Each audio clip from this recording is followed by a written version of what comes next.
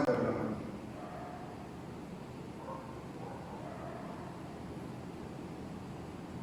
Amin. Dalam nama Tuhan Yesus, mengikuti pelajaran Kidung 4 ya. Kidung yang pertama kita lihat Kidung bilangan 104.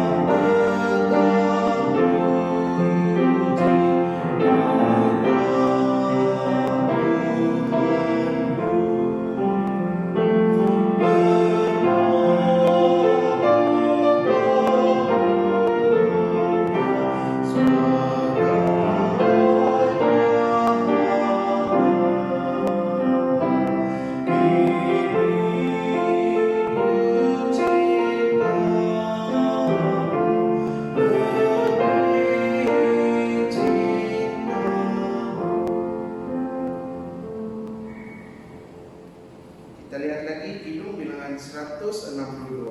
162.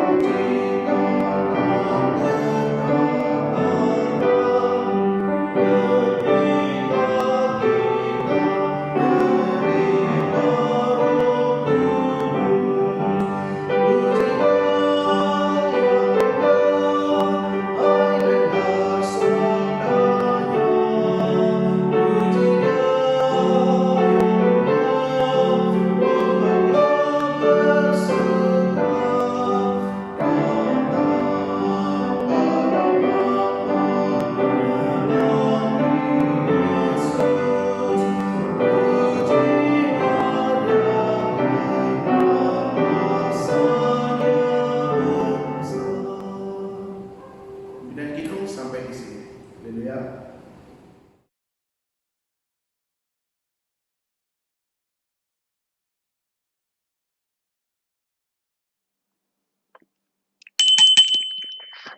Sama-sama kita doa hati.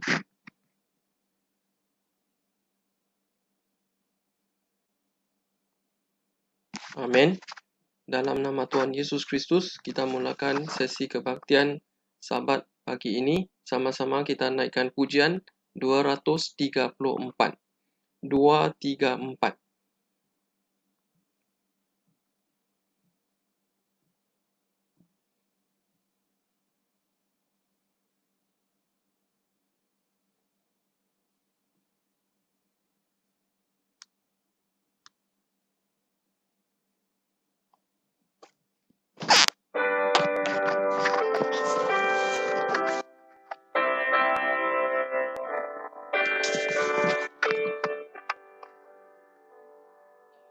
Ingin hampiri Dia lebih dekat, walau banyak susah maju terus. Ku panjatkan doa, ingin hampiri Dia, ingin hampiri Dia lebih dekat. Oh, hidup bertamu senja tiba, padang yang liat ku tertidur. Malam sunyi sepi, cemaslah hatiku, ingin hampiri Dia lebih dekat. Mimpi sebuah tangga yang ke surga, Allah menghiburku, beri anugerah.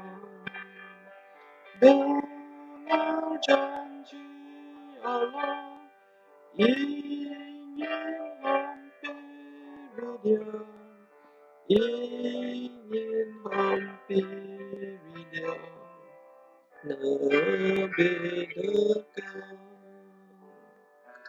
Bangunku bersyukur, fajar sekar, dirikan batu dan ringan. Walau jumpa susah, ku tetap dekatnya, ingin hampiri Dia lebih dekat. Kita mengucap syukur pada Tuhan. Pada pagi Sabat ini, sama-sama kita dapat berkumpul di bait suci Tuhan untuk menyembahnya. Walaupun kita tidak dapat bertemu secara muka dengan muka, tetapi secara talian masih kita dapat berkumpul untuk kebaktian Sabat pada pagi ini. Jadi, sebelum kita menyampaikan khotbah, sama-sama kita bersujud berdoa untuk memohon Yesus Kristus untuk memimpin kebaktian kita pada pagi ini. Sama-sama kita bersujud berdoa.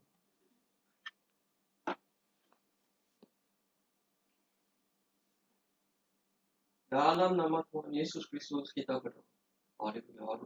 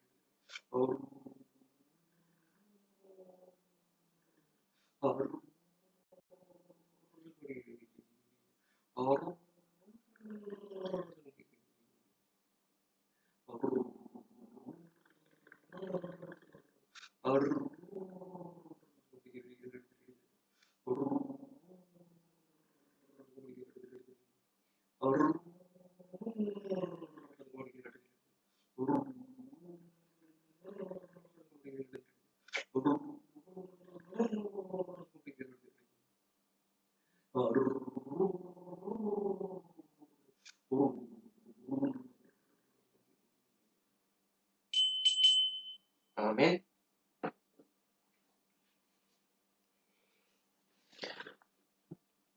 Dalam nama Tuhan Yesus Kristus, kita mulakan sesi khotbah. Mula-mula sekali kita ucap syukur pada kasih karunia Tuhan kerana pada pagi ini kita dapat sama-sama berkumpul di dalam rumah ataupun sama-sama kita dapat berkumpul untuk kebaktian hari Sabat ini.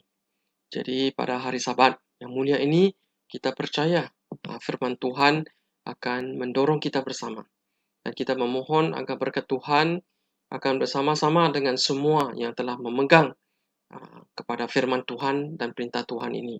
Semoga damai sejahtera Yesus Kristus diberikan kepada semua seiman saudara-saudari yang dikasihi dalam Yesus Kristus. Dan kita juga ingin menyampaikan salam-salam damai sejahtera kepada semua seiman, tidak kira dekat atau jauh. Jadi pada pagi ini sama-sama kita akan mengongsikan tajuk menilai zaman memutus diri sendiri. Mula-mula sekali kita rujuk di kitab Injil Lukas pasal 12 ayat 54 sehingga 57. Injil Lukas pasal 12 ayat 54 sampai 57. Ayat 54 dalam nama Yesus membaca. Yesus berkata pula kepada orang banyak, apabila kamu melihat awan naik di sebelah barat, segera kamu berkata, akan datang hujan, dan hal itu memang terjadi. Ayat 55. Dan apabila kamu melihat angin selatan bertiup, kamu berkata, hari akan panas terik, dan hal itu memang terjadi. 56. Hai orang-orang munafik, rupa bumi dan langit kamu tahu menilainya. Mengapakah kamu tidak dapat menilai zaman ini? 57. Dan mengapakah engkau juga tidak memutuskan sendiri apa yang benar? Jadi Yesus di sini memberitahu kita sebagai percaya Yesus, oleh kerana iman kepercayaan kita hidup di dalam dua dunia, iaitu satu ialah dunia kebendaan. Contohnya, awan itu naik di sebelah barat, maka kita tahu bahawa hujan bakal datang seperti yang dinyatakan di dalam ayat 54. Lagi satu contoh ialah ayat 55. Apabila kita tahu ataupun dapat merasai bahawa angin selatan bertiup, kita tahu bahawa hari akan panas terik. Jadi berdasarkan ini, kita akan dapat meramalkan cuaca yang bakal tiba. Tetapi di dalam ayat 56, Yesus di sini telah melampaui ataupun telah melangkaui ke dunia rohani ini, di mana Yesus Kristus menyatakan kita tahu menilai rupa bumi dan juga langit, tetapi kita tidak dapat menilai zaman ini. Zaman atau masa ini merujuk kepada perspektif ataupun sudut masa dari segi rohani. Jadi sekiranya kita dapat menilai zaman ini dengan betul, maka kita akan dapat memutus diri sendiri ataupun menghakimi dengan baik. Pada masa ini kita tahu keadaan wabak penyakit COVID-19 ini. Ahli sains telah memberikan banyak maklumat kepada kita semua. Apakah sebenarnya virus ini? Dan bagaimana pula kita dijangkiti olehnya? Tetapi wabak ini memberikan peluang untuk kita berfikir secara rohani. Apakah kehendak Tuhan di sebalik wabak COVID-19 ini? Kita tahu bahawa penyakit sampar ini datang dengan beberapa cara. Dan setiap kali wabak penyakit ini menular, ahli sains akan mencipta dan menyelidiki vaksin yang baru untuknya. Dan apabila ubat vaksin telah ditemui, kita akan tahu bahawa penyakit sampar ini sudah sampai penghujungnya ataupun hampir selesai. Jadi bagaimana kita dapat menyelesaikan masalah wabak penyakit ini? Kita akan melihat wabak penyakit ini dari sudut Alkitab. Pertama, sebab wabak penyakit sampar ini adalah dosa. D-O-S-A, dosa. Di mana kejadian pertama, penyakit sampar ini berlaku adalah pada binatang di negara Mesir. Kerana Fir'aun pada masa itu enggan membenarkan umat Israel keluar dari tanah Mesir. Yang kedua, penyakit sampar ini berlaku semasa pemberontakan orang-orang Korah. Mereka memberontak terhadap pekerja Tuhan dan penyakit sampar itu telah memusnahkan mereka yang tidak diperkenan Tuhan. Dan yang kejadian yang ketiga pula berlaku di Sitim. Dan keempat, penyakit sampar ini berlaku semasa si Daud. Raja Daud sedang menghitung orang Israel. Ini tercatat di kitab 2 Samuel pasal 24. Dan yang kelima, ialah kejadian ini berlaku apabila Tuhan menjatuhkan 4 hukuman Tuhan yang teruk ke atas umat Tuhan apabila mereka menjemput Tuhan lain ataupun dikenali sebagai berhala ke dalam hati mereka. Dan segala-gala kejadian ini berlaku kerana dosa. Jadi sebenarnya Tuhan telah memberikan kita jalan penyelesaian kepada masalah yang dihadapi ini ataupun masalah wabak penyakit ini. Kita rujuk 2 Tawarikh pasal 7 ayat 11 sehingga 14. Kitab 2 Tawarikh pasal 7 ayat 11 sehingga 14. Ayat 11. Demikianlah Salomo menyelesaikan rumah Tuhan dan istana raja, dan berhasil melaksanakan dalam rumah Tuhan dan dalam istananya segala sesuatu yang timbul dalam hatinya. Ayat 12. Kemudian Tuhan menampakkan diri kepada Salomo pada malam hari dan berfirman kepadanya, "Telah ku dengar doamu dan ku pilih tempat ini bagiku sebagai rumah persembahan." Ayat 13. Bila mana aku menutup langit sehingga tidak ada hujan, dan bila mana aku menyuruh belalang memakan habis hasil bumi, dan bila mana aku melepaskan penyakit sampar di antara umatku. Ayat 14. Dan umatku yang atasnya namaku disebut, merendahkan diri, berdoa dan mencari wajahku, lalu berbalik dari jalan-jalannya yang jahat, maka aku akan mendengar dari sorga dan mengampuni dosa mereka serta memulihkan negeri mereka.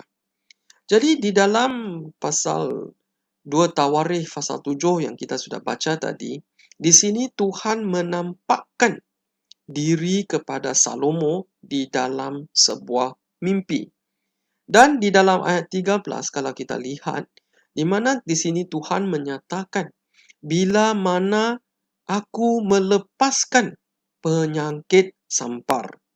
Dan di dalam ayat 14. Dan di sini dan umatku. Dan seterusnya Tuhan juga mengatakan, aku akan mendengar dari sorga.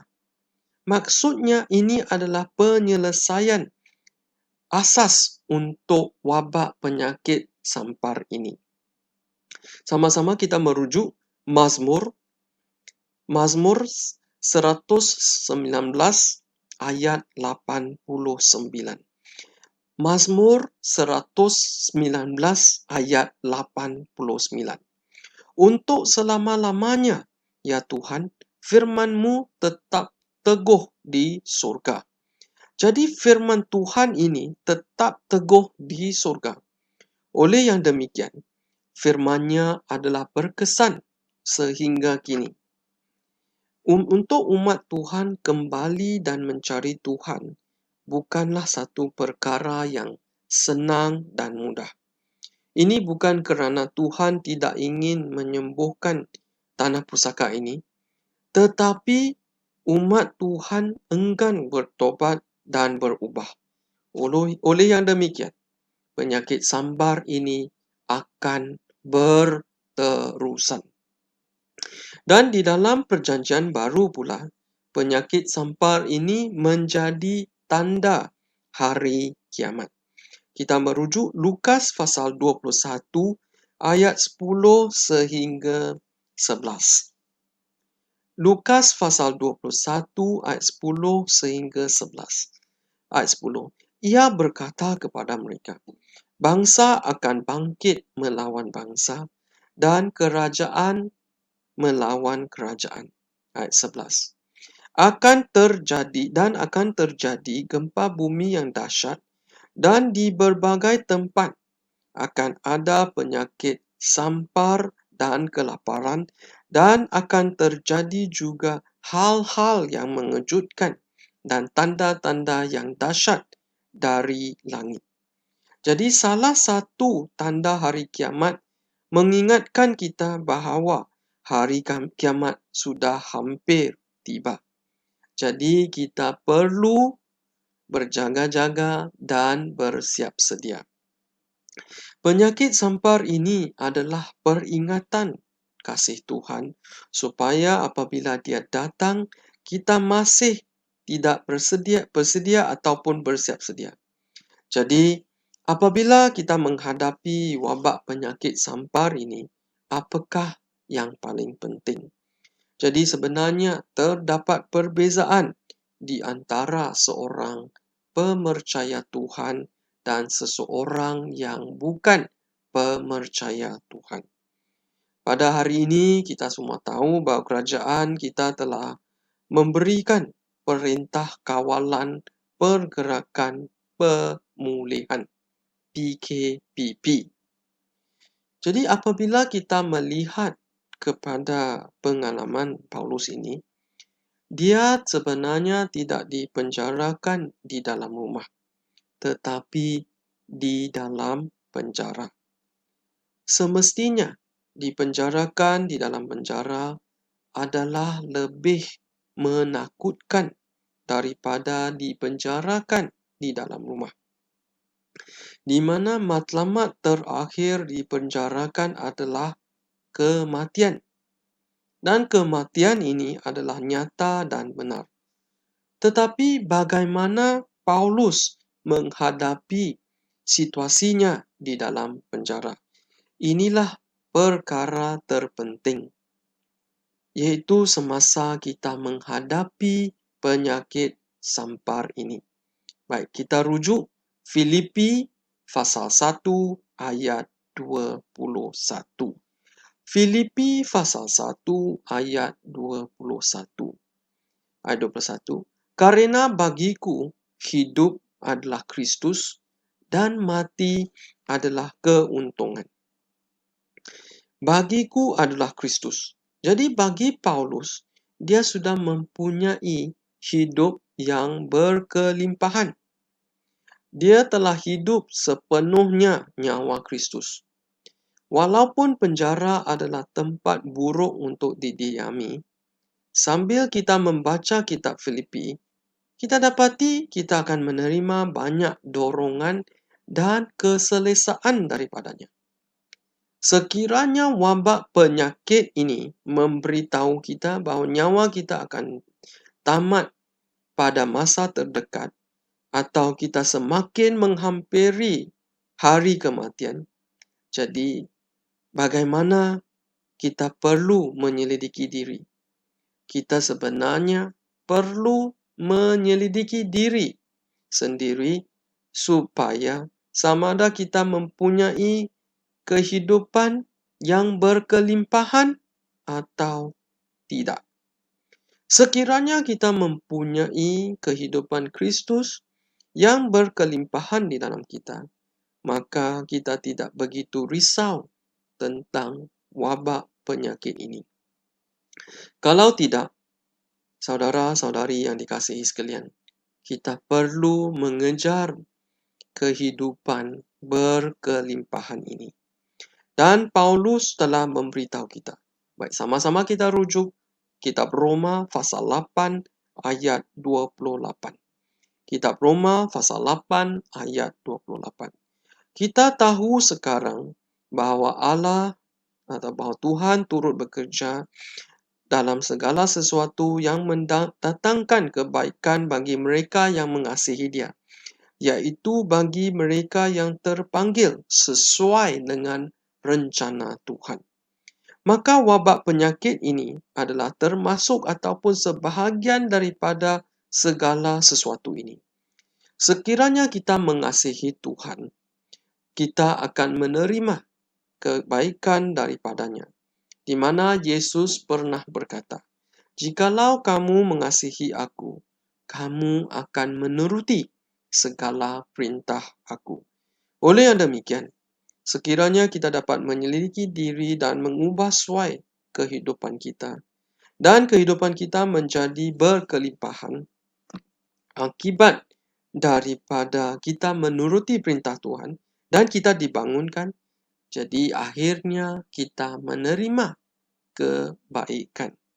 Oleh itu, sebelum dan selepas wabak penyakit ini, apakah perbezaannya?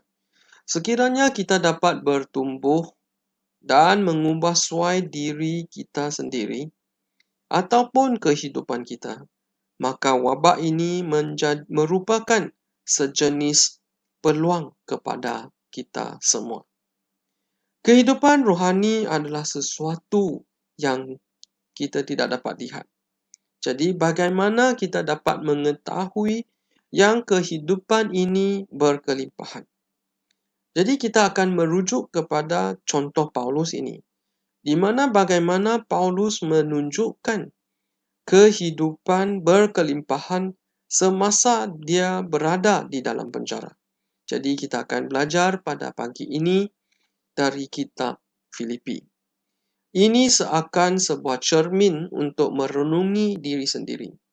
Sekiranya kita seperti si Paulus, ataupun kita dapat mengikutinya, maka kita akan mempunyai kehidupan berkelimpahan. Sekiranya tidak, maka kita perlu mengejarnya. Baik, mula-mula sekali kita lihat kitab Filipi pasal 1 ayat 3 dan 4. Kitab Filipi pasal 1 ayat 3 dan 4. Ayat 3. Aku mengucap syukur kepada Tuhanku setiap kali aku mengingat kamu. Ayat 4. Dan setiap kali aku berdoa untuk kamu semua, aku selalu berdoa dengan sukacita. Gereja Filipi adalah salah satu gereja yang ditubuhkan oleh si Paulus semasa misi penginjilannya. Dan dia menulis surat ini pada penghujung misi penginjilannya. Dari segi masa sudah agak lama, dari segi ruang agak jauh. Dan pada masa itu Paulus berada agak jauh daripada mereka. Oleh itu, Paulus pada masa itu bersyukur kepada Tuhan semasa mengingati mereka. Maka Paulus pun berdoa untuk mereka dengan sukacita. Jadi dapat dilihat bahawa sebenarnya Paulus rindu akan jemaat di Filipi. Jadi mengapa Paulus rindu akan mereka? Kenapa dia berdoa untuk mereka? Kita rujuk kitab Filipi pasal 1 ayat 8. Filipi pasal 1 ayat 8. Sebab Allah adalah saksiku betapa aku dengan kasih mesra Kristus Yesus merindukan kamu sekalian. Jadi dengan kasih mesra Kristus, Paulus merindukan mereka. Saudara-saudari yang dikasihi sekalian, sudah hampir 3 bulan kita tidak dapat pergi ke gereja menghadiri kebaktian. Apakah perasaan kita?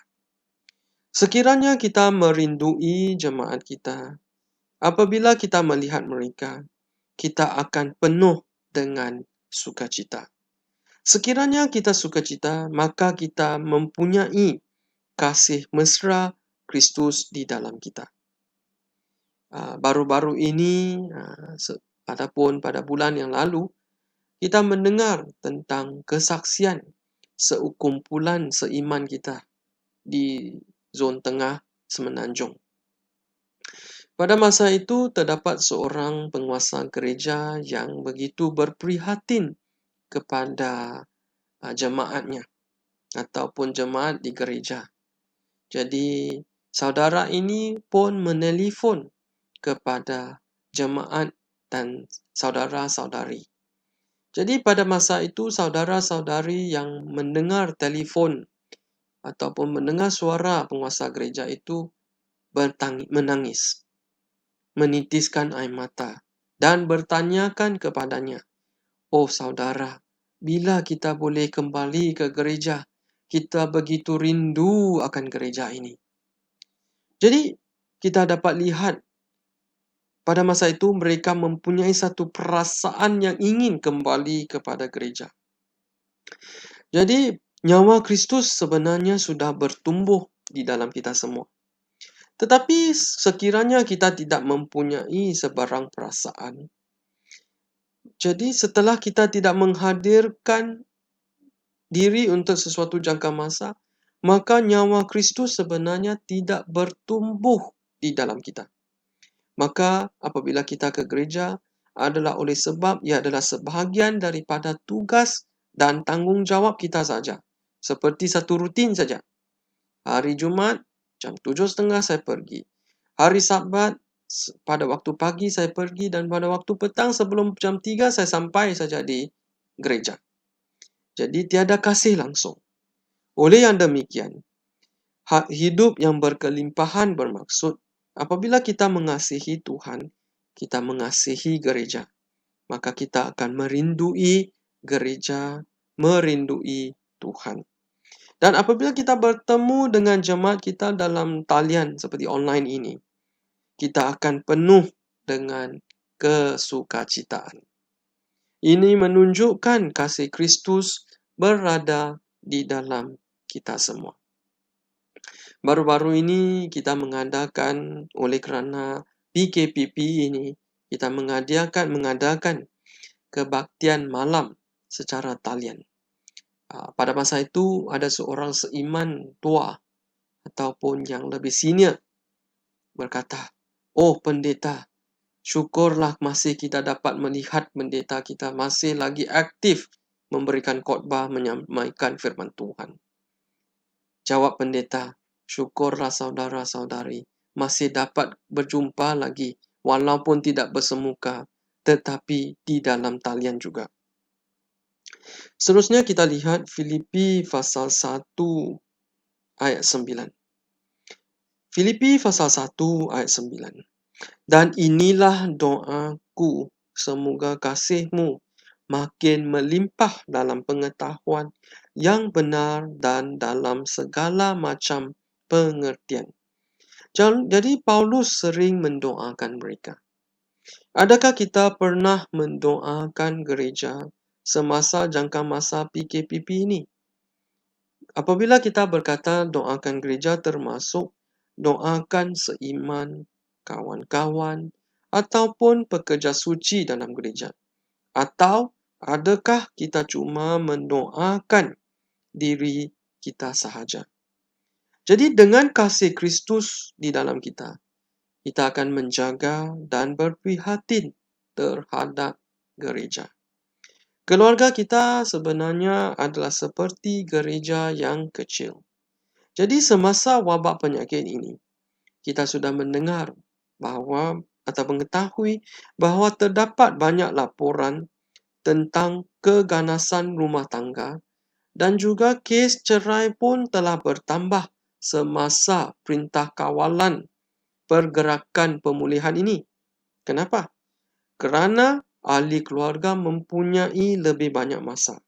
Jadi sekiranya keluarga tidak mempunyai kasih Kristus di dalamnya, dan semua ahli keluarga mempunyai perbezaan perwatakan ataupun perbezaan sifat, jadi perbezaan sedemikian akan mengakibatkan konflik sesama kita. Dan dengan kasih Kristuslah, apabila sekeluarga dapat berkumpul semua bersama, maka ini akan menjadi sejenis berkat. Jadi kita akan menghargai masa dengan keluarga ini. Jadi isi pertama ialah Paulus merindui seiman dan juga berdoa untuk mereka. Yang kedua, sekiranya kita hidup untuk seiman. Sekiranya kita mati, kita akan kembali kepada Tuhan. Mari kita rujuk Filipi pasal 1 ayat 23 sampai 25. Filipi pasal 1 ayat 23 sampai 25. Ayat 23. Aku didesak dari dua pihak. Aku ingin pergi dan diam bersama-sama dengan Kristus. Itu memang jauh lebih baik. Ayat 24. Tetapi lebih perlu aku tinggal di dalam dunia kerana kamu. Ayat 25. Dan dalam keyakinan ini, tahulah aku akan tinggal dan akan bersama-sama lagi dengan kamu sekalian, supaya kamu makin maju dan bersukacita di dalam iman. Jadi Paulus di sini menyatakan dia didesak dari dua pihak. Bermaksud ini menunjukkan tahap kerohaniannya. Apakah dilema yang dihadapi Paulus ini? Di mana Paulus tidak tahu sama ada hidup lebih baik atau mati lebih baik. Paulus pernah pergi ke tingkat yang ketiga dari syurga. Dia pernah melihat dan mengalami kecantikan syurga. Oleh yang demikian, dia mengetahui bahawa kematian adalah lebih baik. Marilah kita gunakan ini untuk merenungi diri sendiri. Kita tahu bahawa orang di dunia ini paling takut akan kematian. Ada yang ketika membincangkan virus COVID-19 ini menjadi begitu takut. Oleh itu, apabila kita menghadapi virus ini, kita takut. Ini menunjukkan bahawa di dalam kita kekurangan nyawa ini. Kenapa kita berasa takut? Kita duduk di rumah, mengamalkan penjarakan sosial, dan lebih daripada 80% yang dijangkiti telah sembuh. Di mana kadar kematian wabak penyakit ini pun tidak tinggi. Oleh itu, orang yang dijangkiti penyakit ini adalah seperti orang buta di zaman Yesus. Ada yang bertanyakan Yesus, adakah penyakit ini berpunca dari dosanya sendiri atau orang tuanya yang berdosa? Jadi Yesus menjawab, ini adalah kerana kemuliaan Tuhan, maka orang ini dijangkiti. Kita mempunyai semua seiman yang mengasihi kita dan akan mendoakan kita semua. Dengan demikian, kemuliaan Tuhan akan ditampakkan di dalam kita semua. Banyak yang dijangkiti, tetapi menerusi doa mereka sembuh. Ini adalah kemuliaan Tuhan. Tetapi sekiranya kita berdoa dan tidak sembuh, apabila kita kembali ke pangkuan Tuhan, ini adalah jauh lebih baik. Oleh itu, sekiranya matlamat terakhir kita adalah untuk kembali kepadanya, kenapa kita begitu takutkan kematian? Sekiranya kita takut, ini menunjukkan kita kekurangan kehidupan berkelimpahan di dalam kita. Jadi sekiranya kita mempunyai kehidupan berkelimpahan di dalam kita, kita tidak akan takut akan kematian. Oleh itu dalam ayat 24, Paulus pada masa itu, kerana kamu, bermaksud pada masa itu kerana jemaat di dalam gereja. Jadi Paulus pun mengetahui bahawa selagi pelayanannya belum selesai, dia tidak akan mati. Di Taiwan, semasa pendeta masih melalui latihan di maktab teologi, pada masa itu terdapat satu kesaksian yang berlaku sedemikian. Pada satu hari, iaitu satu hari Isnin, di mana di gereja pada masa itu ada kebaktian menyanyi kidung dan membaca Alkitab pada malam itu. Jadi pada malam itu, salah seorang daripada rakan sekerja pendeta itulah pergi keluar daripada bangunan untuk mengangkat seorang si pembaptisan, iaitu juga saudara maranya, untuk datang menghadiri kebaktian. Jadi pada masa itu kami semua pelajar-pelajar di dalam maktab, jam 7.30 malam, iaitu setengah jam sebelum kebaktian bermula jam 8 pada waktu itu, kami sudah turun ke aula gereja untuk berdoa, untuk sesi doa sebelum sesi kebaktian pada malam itu. Dan pada jam 7.30 ataupun lebih kurang 7.20, pendeta dan juga rakan sekerja sudah turun. Rakan sekerja itu sudah turun daripada lift dan keluar daripada aula gereja, dan rakan sekerja pun dia menaiki motosikal keluar mengambil saudara maranya atau ahli saudara maranya untuk menghadiri kebaktian. Dan pendeta pun masuk ke aula gereja untuk memulakan sesi doa. Dan pada masa itu lebih kurang 7.45 selepas 15 minit.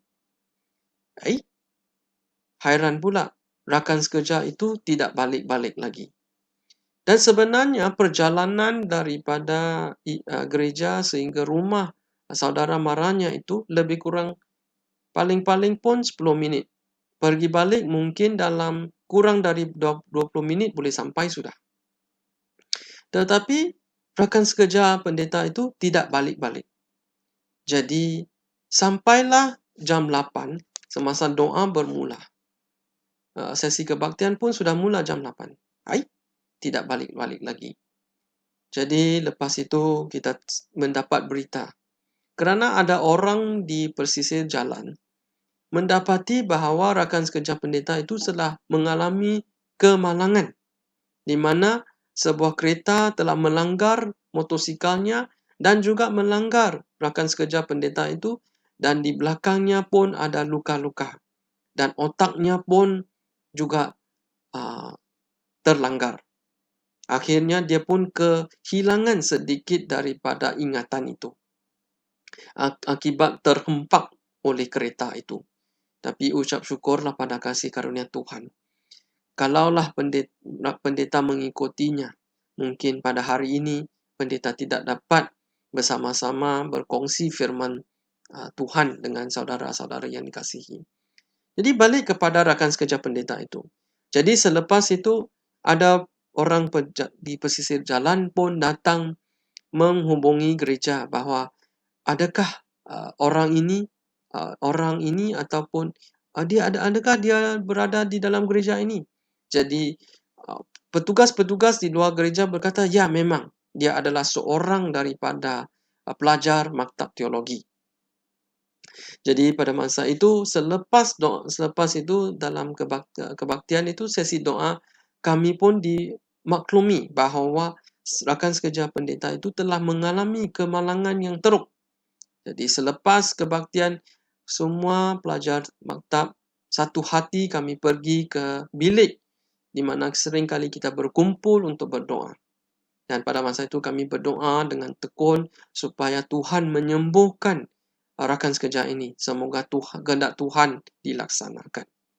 Dan selepas itu kami pun pergi ke hospital bergilir-gilir melawat rakan sekerja ini. Dan pada masa itu syukur pada Tuhan, rakan sekerja sudah sedar tetapi dia tidak ingat apa yang sudah berlaku, kenapa dia berada di hospital pada masa itu. Dan selepas itu dia bertanyakan soalan pertama, adakah kamu membawa kerja rumah yang diberikan oleh pensyarah-pensyarah di maktab? Jadi istrinya berkata, "Hai suami tersayang, kerja kamu belum selesai, jangan bimbang, kamu tidak akan kembali kepada Tuhan." Jadi mengucap syukur, lebih kurang 5 hari atau seminggu selepas itu, rakan sekerja sudah kembali pulih dan dia sudah balik di maktab teologi, dan hari ini syukur pada Tuhan dia sudah diurapi dan sama-sama berkhidmat sebagai pendeta di negara Taiwan. Baik, oleh yang demikian, inilah seharusnya menjadi sesuatu yang perlu kita kejarkan pada hari ini.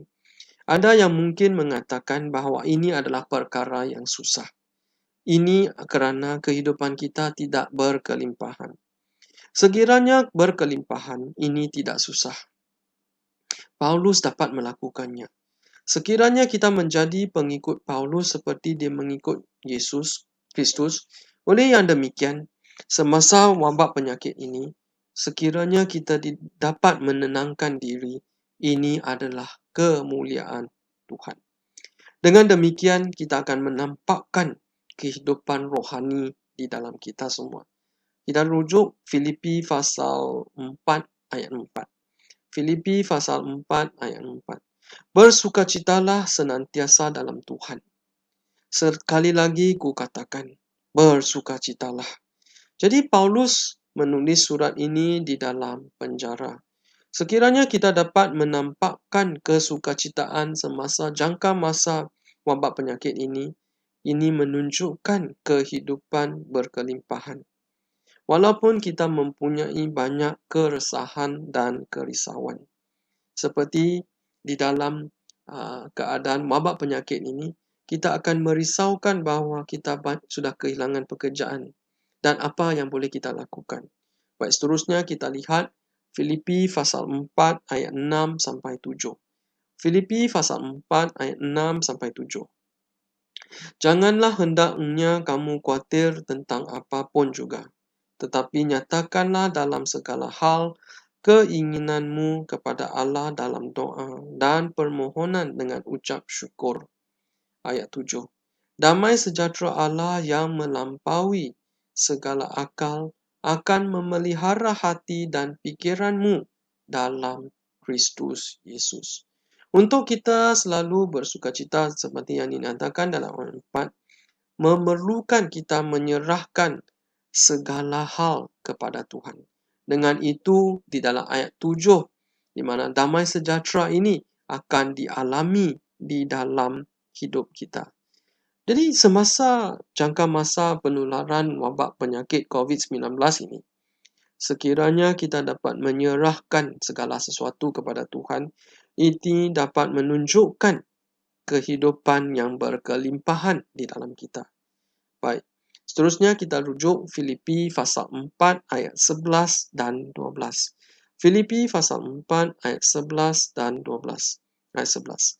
Ku katakan ini bukanlah kerana kekurangan, sebab aku telah belajar mencukupkan diri dalam segala keadaan. Aku tahu apa itu kekurangan, dan aku tahu apa itu kelimpahan. Dalam segala hal dan dalam segala perkara, tidak ada sesuatu yang merupakan rahsia bagiku, baik dalam hal kenyang maupun dalam hal kelaparan, baik dalam hal kelimpahan maupun dalam hal kekurangan. Di dalam segala sesuatu yang kita berada, kita tidak akan ketakutan. Akhir sekali, kita rujuk Filipi pasal 4 ayat 13. Filipi pasal 4 ayat 13. Segala perkara dapat ku tanggung di dalam Dia yang memberi kekuatan kepadaku. Jadi ini adalah pengalaman Paulus. Kita perlu bersandar pada Tuhan pada ketika ini. Dan akhirnya kita akan dapat menampakkan kemuliaan Tuhan. Oleh itu, dalam kehidupan berkelimpahan, kita mesti menyelidiki iman kita. Dan akhirnya kita akan dapati bahawa kebaikan yang kita akan terima. Oleh itu, saudara-saudari yang dikasihi sekalian, menilailah zaman ini dan memutus diri sendiri. Dan kita tahu masa kiamat sudah hampir tiba. Walaupun di dalam masa wabak penyakit ini, kita masih lagi mendapat segala kebaikan. Jadi segala kemuliaan diberikan kepada nama Tuhan. Jadi sebelum kita tamat kebaktian pada pagi ini, sama-sama kita naikkan pujian 239. 239.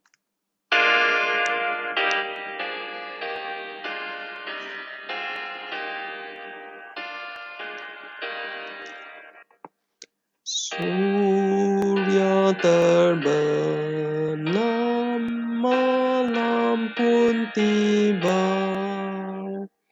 Ku mohon Tuhan tinggal denganku.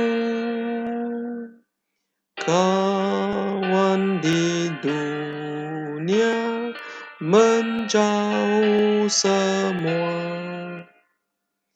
Hanya Tuhan tetap bersamaku.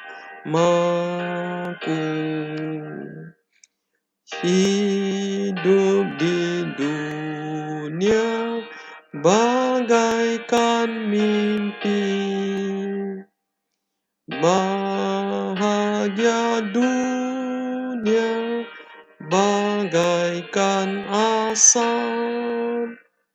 Sekejap saja akan berlalu. Hanya Tuhan kekal bersamaku.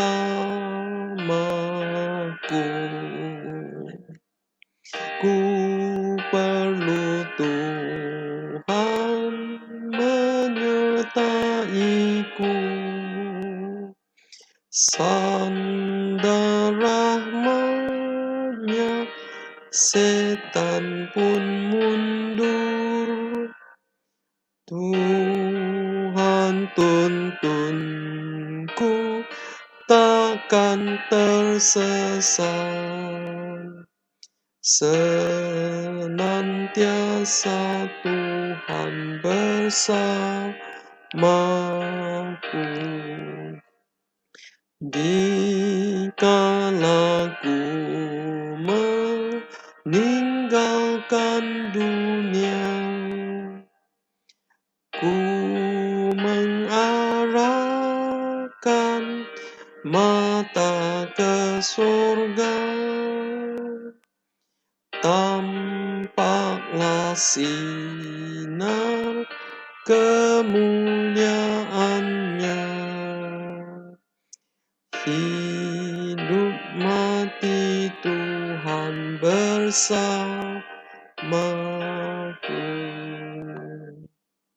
Kita mengucap syukur pada kasih karunia Tuhan Yesus Kristus. Pada pagi ini kita sudah sama-sama dapat berkongsi firman Tuhan dan harapkan firman Tuhan ini dapat membangunkan kita semua. Jadi sekarang kita akan menjalankan doa kali kedua, dan dalam doa ini kita memohon Tuhan Yesus Kristus untuk senantiasa memberkati kita semua dan menjaga kita semua. Dan dalam doa ini juga kita saling mendoakan, terutamanya untuk saudara-saudari yang dikasihi yang sama ada sakit ataupun lemah di dalam rohani. Dan dalam doa ini juga kita berdoakan untuk gereja, untuk negara kita. Sama-sama kita bersujud berdoa.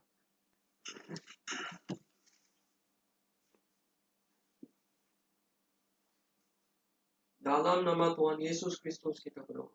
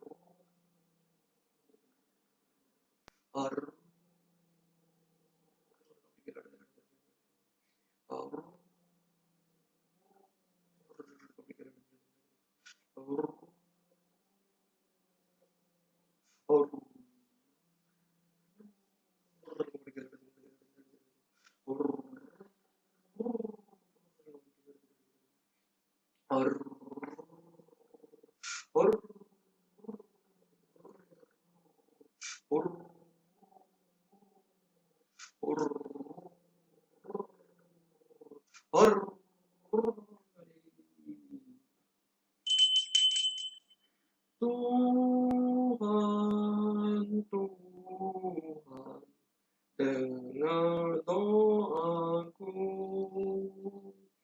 Orang lain diluluskan, agar ku juga. Tuhan, dengar doaku. Orang lain diluluskan, agar ku juga. Amin.